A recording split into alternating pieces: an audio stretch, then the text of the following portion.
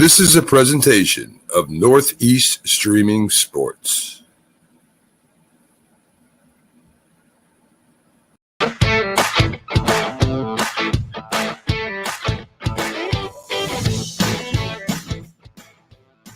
Good afternoon, good morning, whenever you're watching this. This is Keith Engel with TGI Sports Talk's weekly vlog right here on Northeast Streaming Sports. Guys, we're recording this on Friday morning, July 1st.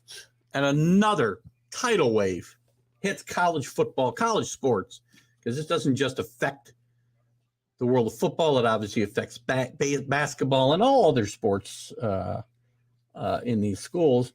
USC, UCLA making the announcement that they're jumping to the Big Ten. I got an explanation point there instead of, oh gosh, can I fix that real quick? Can you guys stay with me while I fix this? Oh God, I hate that. Hold on. I do that a lot because of the shift key. I'll get back to what I was saying here in a second, I promise. Let's see how that works. I apologize, guys. The Big Ten. USC and UCLA jumping to the Big Ten in 2024. Are we surprised with what's going on in the world of college sports? No. Is it good for college sports? No. The continued erosion of regional sports and college sports, college football specifically, is ruining the game. I see this all the time when we have these realignment commentaries or conversations. That college football is a regional sport that has national appeal. You're going to have teams playing in Los Angeles and playing teams in New Jersey in league games. Plus, the Pac-12 is in big trouble. What are they going to do? Are they going to go raid the Big 12? Is the Big 12 going to further raid the Pac-12? I mean, if the Pac-12 gets out in front of this and goes to teams from the Mountain West or the Big 12, then those leagues are going to be dead. You can't keep replenishing losing major programs with mid-major programs. I mean, the Big 12 did a pretty good job of replacing Oklahoma and Texas with BYU and Cincinnati and Houston and UCF, but these aren't historically programs that match up with Oklahoma and Texas. How is the Pac-12 going to get anybody to match up to the stature of USC and UCLA? Don't talk to me about the last 10 years, please. History means something. These natural rivalries mean something. Now, we get to keep USC and UCLA, just like we'll keep Texas and Oklahoma. But you're not going to see Stanford play these teams anymore. You're not going to see Oregon play these teams anymore if Oregon even stays. Who wins here? The Big Ten? I don't even think the Big Ten wins. You're losing your entire identity.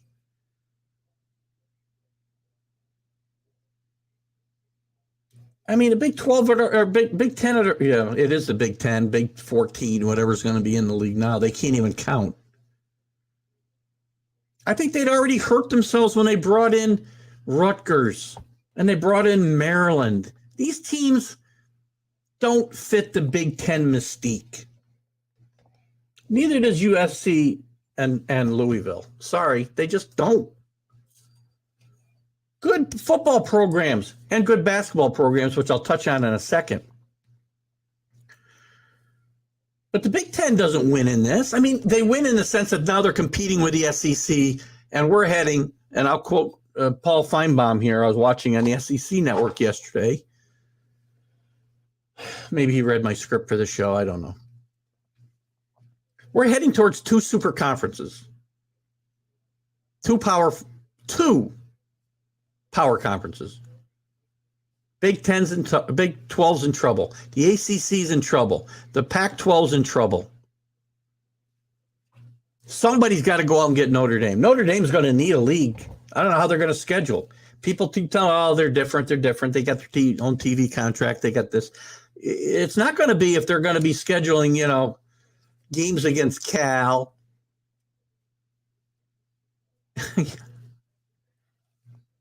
If they can't play USC every year, that one of the great traditional college football inter-conference rivalries will be dead forever. I'm not sure that they'll be able to continue it. The bigger these conferences get, the more conference games they're going to have to play, which leaves less room for the Notre Dame USCs of the world. You're not going to play, I have this argument all the time, that SEC teams play cupcakes outside, except maybe one game. They'll play one good non-conference game and then 3 cupcakes. I mean, really cupcakes, which is good for the cupcakes because they get a payday. But even that's going to go away if you have more conference games. So the little schools lose because they're not going to get as many of these cupcake games against, not cupcake games for them, but they're playing in a cupcake game with a major power, and they get a big payday. These lesser power conferences now, I guess I'll have to refer to the Pac-12 and the Big 12 and the ACC, lose out because players are going to want to go to these better conferences. If they even survive, I'm not sure the Pac-12 can survive this. Again, they've got a couple choices. They can go raid the Mountain West and ruin and destroy that league. There's a couple good teams out there that would fit. San Diego State.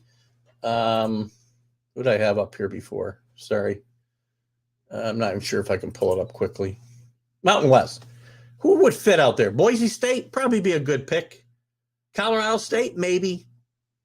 San Diego State, maybe. Fresno, maybe. Heard somebody mention UNLV. No, it's a horrible football program. But do those replacements fix? Now, not just in football. Don't forget, you got basketball to worry about. You've got the historical, the greatest program, arguably, in the history of college basketball, UCLA, leaving the Pac-12, where they have played their entire existence back when it was the Pac-8. Might have been a Pac-6. I don't know.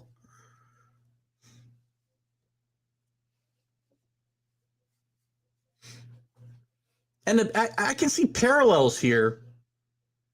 I'm worried about the continued existence of the Pac-12 because I see parallels here. This is a football move that'll affect basketball. I see parallels to the Big East demise back in 2012-ish, when BC, Syracuse, Pittsburgh all left for the ACC and left the other schools hanging. The schools that didn't have basketball stayed and tried to compete with, and they still have their Big East, right? They're mostly the Catholic schools that were basketball only as far as division, FBS division football. But every one of those teams suffered. Everyone, I talked about it the other day on the college football huddle. Every one of those teams suffered and have not been what they were in basketball or in football in the Big East. Syracuse, Pittsburgh, Boston College, even Virginia Tech, Florida State. No, Miami I'm thinking of. Sorry, Miami. Miami's going to make a resurgence here in football probably this year. But still, it affects both sides here. They don't think about that. And it's possible. So the football conference in the Big East had to go away. And if the Pac-12 loses more teams, I wouldn't doubt somebody's talking to Oregon right now. And it doesn't matter. You can say, well, they don't fit in the ACC. Well, why not? USC doesn't fit in the Big 10. UCF doesn't fit in the Big 12. West Virginia doesn't fit in the Big 12. Oklahoma doesn't fit in the SEC. Doesn't matter anymore. Maybe we need to change the name of the conferences because the Southeast Athletic Conference doesn't fit the SEC. SEC, Southeast Conference, sorry. Doesn't fit the SEC anymore. Now when you got teams in Texas, you got teams in Oklahoma, Arkansas, God knows where it'll end. So, if I'm the Pac-12, I worry about where Oregon and Washington are going to go. Maybe even the two Arizona teams and Utah. I would say Utah and Oregon are the two teams to be careful get poached by the Big 12, by Big 10 even going further. And then what do you have? They lose two more schools, there's no more Pac-12, or it's not going to be a major conference. Even if they bring in Boise State, San Diego State, Fresno State, whatever it might be, it's not going to be the league that it was, and it's lost stature as it is. Oregon's a big loser here because if they stay, Oregon and Utah both, assuming they stay in the Pac-12, it's a weakened conference, and there's no guarantees running the table get you in a college football playoff as long as it's 4 teams. When is this going to end? This money grab by these teams, when is it going to end at the expense of the fan? The fan who wants to see the traditional rivalries, the fan who wants to travel with his team. It's a little different if I'm a USC or UCLA alum and I've got some means and I travel up and down the West Coast to Washington, California to Washington, maybe out to Utah and Colorado. Then traveling across the country 4 times a year, 5 times a year. I don't know where it ends. It's not going to end in a good place. This is bad for college football. This is bad for fans. This is bad for the conferences. They just don't know it yet. They're going to find out. This is bad, bad business.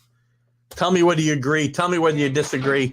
I'm going to get this out to all the college groups later on. I thank you for your support, by the way.